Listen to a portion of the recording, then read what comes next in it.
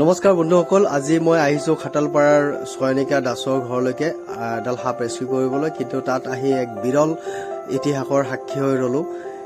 আমি সৰুৰে পৰা শুনি অহা কুকুৰ মেকুৰীৰ যি কাজিয়া তাক নস্যাৎ কৰি পেলাই আজি এই কুকুৰজনীয়ে মেকুৰী পোৱালিটোক নিজৰ দুগ্ধপান কৰিবলৈ কি সৰলভাৱে পাতি দিছে চাওক। ইমান মৰমীয়াল কুকুৰ আৰু মেকুৰীৰ হাল দেখি চকু মোৰ আলফুলিত হৈ পৰিছে।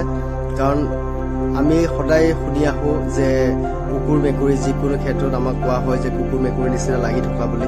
কিন্তু চাওক, যদি আপুনি সৎ ইচ্ছা সৎ মানসিকতা ব্যৱহাৰ কৰে তেতিয়াহ'লে প্ৰতিটো প্ৰাণীয়ে এজনে আনজনৰ প্ৰিয়তা দেখুৱায়। আৰু মই সকলো দৰ্শকে এইটো কথা বুজাম যে শত্ৰুতা বাদ দিয়ক, বন্ধুত্বৰে আঁকোৱালি লওক, তেতিয়াহ'লে সকলো সুন্দৰ হৈ উঠিব।